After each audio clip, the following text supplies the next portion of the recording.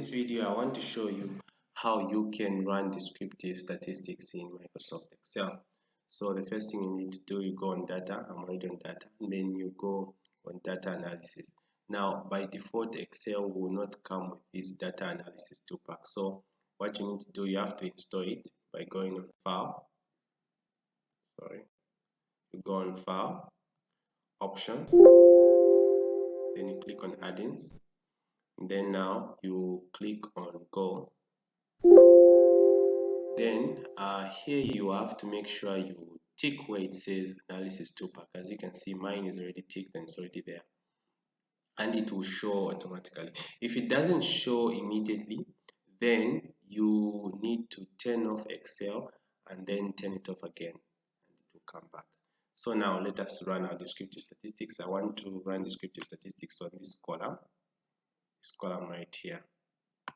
So go on data analysis, descriptive statistics, click OK. Let me remove this.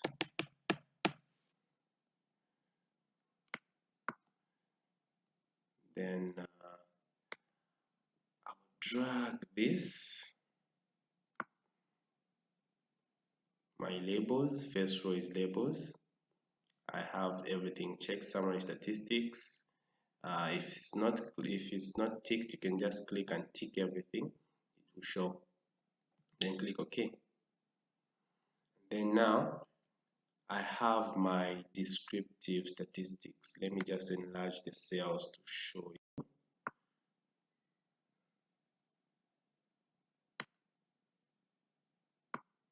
So here I have my mean, which is the average, the standard error, the median, the mode. The mode is the number that frequently occurs. Unfortunately, here it's not applicable. You also have the standard deviation, the sample variance, kurtosis, skewness, range, the minimum value, the maximum value, the sum of all figures, the count after 6, the largest number, the smallest number, and then the confidence level.